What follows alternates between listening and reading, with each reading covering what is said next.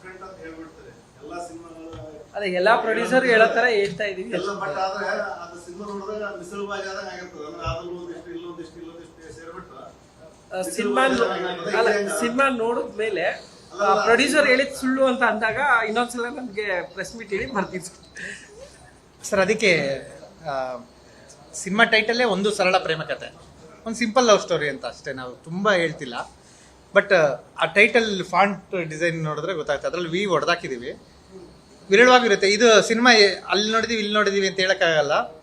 ಯಾವುದೋ ಒಂದು ಶಾರ್ಟು ಅಂದರೆ ನಾನು ಅಂದ್ಕೊಂಡು ಯಾವುದೂ ಮಾಡಿಲ್ಲ. ನಿಮ್ಗೆ ಎಲ್ಲಾದರೂ ಇದಾಗ್ಬೋದೇನೋ. ಅಂದರೆ ಈ ಸಿನಿಮಾದಲ್ಲಿ ಇರೋದು ಇಂಡಿಯಾದಲ್ಲಿ ಎರಡೇ ಕತೆ ಸರ್, ಮಹಾಭಾರತ ರಾಮಾಯಣ. ಯಾವುದೇ ಎತ್ಕೊಂಡ್ರು ಅವೆರಡರಿಂದನೇ ಒಂದು ಶಾರ್ಟ್ ಆದರೂ ಬಂದೇ ಇರುತ್ತೆ. ಸೊ ನಿಮ್ಗೇನೋ ಒಂದು ಶಾರ್ಟ್ ಅನ್ಸ್ಬೋದು, ಬಟ್ ಕತೆ ಎಲ್ಲೂ ಇಲ್ಲ. ಅಂದರೆ ಒಬ್ಬನ ಲೈಫ್ ಸ್ಟೋರಿ ಇದು. ಅತಿಶಯ ಅನ್ನೋ ಜೀವನದಲ್ಲಿ ಏನು ನಡೆಯುತ್ತೆ ಅದನ್ನು ಬರೆದಿರೋದು, ಅದನ್ನೇ ಚಿತ್ರಿಸಿರೋದು. ಸೊ ನಿಮ್ಗೆ ಹೋಲ್ ಅಂಡ್ ಸೋಲ್ ನೋಡಿದಾಗ ಅತಿಶಯ ಇದು ಆಟೋಬಯೋಗ್ರಫಿ ಲೈಫ್ ಥರದ್ದು ಒಂದು ಸಿನಿಮಾ ಇದು.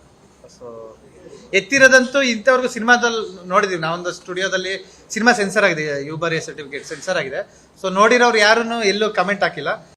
ಬಟ್ ಅಫ್ಕೋರ್ಸ್ ಜನ ನೋಡಿದ್ಮೇಲೆ ಫೈನಲ್ ಆನ್ಸರ್ ನಮಗೆ ಸಿಗೋದು. ನಿಮ್ಗೆ ಅನ್ಸಿದ್ರೆ ನೀವು ಹೆಡ್ಲೈನಲ್ಲಿ ಬರೀ ಸರ್, ಮಿಸಲ್ ಬಾಜಿ ಸಿನಿಮಾ ಮಾಡಿದ್ದಾರೆ ಸುನಿ ಅಂತ. Thank you. ಬೇರೇನು ಸರ್?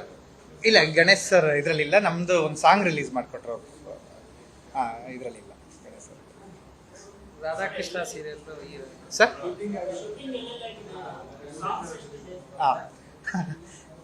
ತುಂಬ ಇಂಟ್ರೆಸ್ಟಿಂಗ್ ಕ್ವಶನ್ ಕೇಳಿದ್ರೆ. ಈ ಸಿನಿಮಾದಲ್ಲಿ 11 ಸಾಂಗ್ಗಳಿದೆ. ಅಂದರೆ ಅತಿಶಯ್ ಹೀರೋ ಏನಿದ್ದಾರೆ ಅವರು ಮ್ಯೂಸಿಕ್ ಡೈರೆಕ್ಷನ್ ಆಗಬೇಕು ಅನ್ನೋ ಕ್ಯಾರೆಕ್ಟರ್ ಪ್ಲೇ ಮಾಡಿದ್ದಾರೆ. ಸಿನಿಮಾದಲ್ಲಿ ಸಾಧು ಕೋಕಿಲ ಅವರು ಸಾಧು ಕೋಕಿಲಾಗೆ ಆ್ಯಕ್ಟ್ ಮಾಡಿದ್ದಾರೆ. ಅಂದರೆ ಅವ್ರದ್ದು ಈಗ ವಿಜಯನಗರದಲ್ಲಿ ಲೂಪ್ ಅನ್ನೋ ಸ್ಟುಡಿಯೋ ಇದೆ ಸಾಧು ಸರ್ದು. ಅದೇ ರೀತಿ ಒಂದು ಸ್ಟುಡಿಯೋದಲ್ಲಿ ಅವ್ರು ಮ್ಯೂಸಿಕ್ ಡೈರೆಕ್ಟರ್ ಆಗಿರ್ತಾರೆ. ಅವ್ರ ಕೈ ಕೆಳಗಡೆ ಮ್ಯೂಸಿಕ್ ಕಲಿಬೇಕು ಅನ್ನೋ ಪಾತ್ರನ ವಿನಯ್ ರಾಜ್ಕುಮಾರ್ ಸರ್ ಮಾಡಿದ್ದಾರೆ. ಸೊ ಆ ಕಾರಣಕ್ಕಾಗಿ ಮತ್ತೆ ಹೀರೋಯಿನ್ ಬಂದು ಹಿಂದಿಲ್ಲಿ ರಾಧಾಕೃಷ್ಣ ಅಂತ ಒಂದು ಸೀರಿಯಲ್ ಬಂದಿತ್ತು, ಅದು ಕನ್ನಡಕ್ಕೂ ಇದಾಗಿ ರಾಧಾ ಪಾತ್ರ ಮಾಡಿದ್ರು, ಮಲ್ಲಿಕಾ ಸಿಂಗ್ ಅಂತ ಅವರು ಮಾಡಿದರೆ. ಸಿನಿಮಾದಲ್ಲಿ ಅವರು ನಾರ್ತ್ ಇಂಡಿಯನ್ ಸಿಂಗರ್ ಪಾತ್ರನೇ ಮಾಡಿದ್ದಾರೆ. ಸೊ ಹಾಗಾಗಿ ಸಿಂಗರ್ ಮತ್ತು ಮ್ಯೂಸಿಷಿಯನ್ ಲೈಫ್ ಇರೋದ್ರಿಂದ ಥ್ರೂ ಔಟ್ ಸಿನಿಮಾ ಒಂದೇ ಡ್ರೀಮ್ ಸಾಂಗ್ ಇರೋದು. But in 10 songs back ground ಬರ್ತಾನೆ ಇರುತ್ತೆ. ಒಂದು ಟೈಟಲಲ್ಲಿ ಒಂದು ಪ್ರಮೋಷನಲ್ ಸಾಂಗ್ ಸರ್, ಅದು ಸಿನಿಮಾದಲ್ಲಿ ಹಾಗಾಗಿ ಸಿನಿಮಾದಲ್ಲಿ ಇರಲ್ಲ, ಆಲ್ಬಮ್ ಸಾಂಗ್ ಅಲ್ಲಿ ಇರುತ್ತೆ. ನಾವು ಆನಂದ್ ಆಡಿಯೋಗಿ ಮಾರಿರೋದು 11 ಸಾಂಗು, ಬಟ್ ಸಿನಿಮಾದಲ್ಲಿ ಇರೋದು 10 ಸಾಂಗ್. ಹಾಗಾಗಿ